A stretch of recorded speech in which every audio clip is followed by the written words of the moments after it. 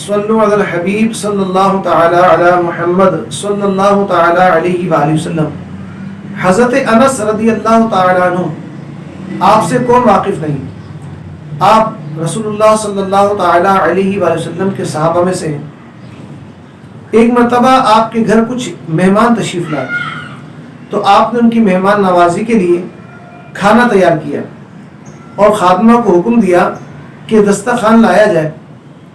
خادمہ جب دسترخوان لے کر حاضر ہوئی تو آپ نے ملاحظہ فرمایا کہ دسترخوان کچھ میلا کچیلا ہے، تو آپ نے خادمہ کو حکم دیا کہ جلتے ہوئے تندور کے اندر اس دسترخوان کو ڈال دو۔ خادمہ نے ایسے ہی کیا۔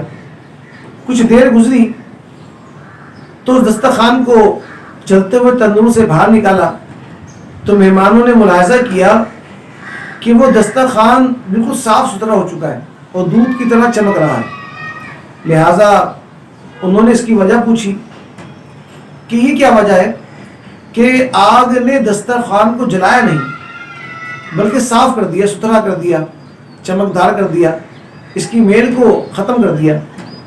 تو حضرت انس رضی اللہ تعالیٰ عنہ نے اس وقت بیان کیا کہ ایک مرتبہ رسول کریم صلی اللہ تعالی علیہ وآلہ وسلم میرے گھر تشریف فرما ہوئے تھے اور میں نے انہیں کھانا پیش کیا تو نبی کریم صلی اللہ تعالی علیہ وآلہ وسلم نے کھانے کے بعد اس دسترخوان سے اپنے ہاتھ مبارک صاف فرمائے تھے۔ اس کے بعد سے ہم اس دسترخوان کو جب بھی گندا یا میلا ہوتا ہے تو جلتے ہوئے تندور کے اندر ڈال دیتے ہیں اور اسی طرح یہ صاف ستھرا ہو جاتا ہے اور اس طرح ہم اس کو آگ میں دھو لیتے ہیں اور یہ دسترخوان جلتا نہیں۔ تو نبی پاک صلی اللہ تعالی علیہ وآلہ وسلم کے دست مبارک جس کپڑے سے چھو جائیں، جس دسترخوان سے چھو جائیں تو اسے آگ بھی جلاتی نہیں۔ تو غور کیجیے کہ نبی پاک صلی اللہ تعالی علیہ وآلہ وسلم کے وہ صحابہ جنہوں نے بیعت رضوان کے وقت نبی پاک صلی اللہ تعالی علیہ وآلہ وسلم کے مقدس ہاتھ میں اپنا ہاتھ پیش کیا اور حضور علیہ الصلوۃ والسلام کے ہاتھوں میں اپنا ہاتھ دیا، حضور علیہ الصلوۃ والسلام کے ہاتھوں سے ان صحابہ کرام علیہم رضوان کے ہاتھ مس ہو گئے۔ ان صحابہ کرام علیہم رضوان کو آگ کیسے چھو سکتی ہے؟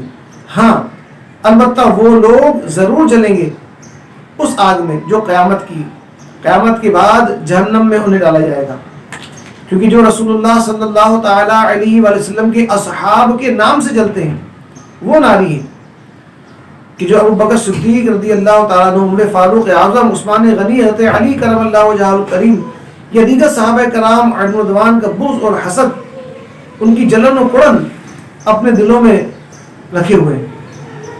یاد رکھیے ہجرت کے وقت نبی پاک صلی اللہ تعالی علیہ وآلہ وسلم نے ابو بکر صدیق رضی اللہ تعالیٰ عنہ کے کندھے پر سواری فرمائی تھی۔ جب نبی پاک صلی اللہ علیہ وآلہ وسلم نے ابو بکر صدیق رضی اللہ تعالی عنہ کے کندھے پر سواری فرمائی اور آپ کا جسم اقدس ابو بکر صدیق رضی اللہ تعالی عنہ کے جسم اقدس سے مس ہوا تو آپ جہنمی کیسے ہو سکتے ہیں؟ آپ کو جہنم کی آگ کیسے جلائے گی؟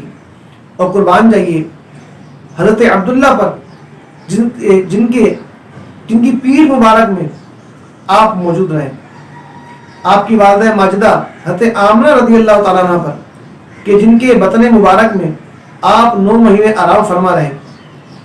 تو غور کیجیے وہ ازواج مطہرات جو رسول اللہ صلی اللہ علیہ وسلم کی صحبت خاص میں رہیں، وہ صحابہ کرام علیہم رضوان جو آپ سے بے انتہا محبت فرمایا کرتے تھے اور حضور علیہ الصلوۃ والسلام سے مصاحفہ کیا کرتے تھے، وہ کس طرح جہنم کی آگ سے محفوظ نہ رہیں گے؟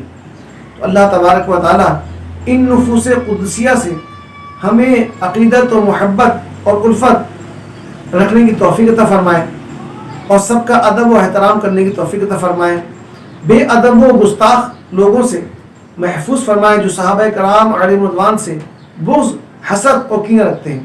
اللہ تبارک و تعالیٰ عشق مصطفیٰ میں ان کے والدین کے عشق میں اور صحابہ کرام رضوان کی محبت میں ہمیں ایمان کی موت نصیب فرمائے۔ آمین بجاہ النبی الامین صلی اللہ تعالی علیہ وآلہ وسلم۔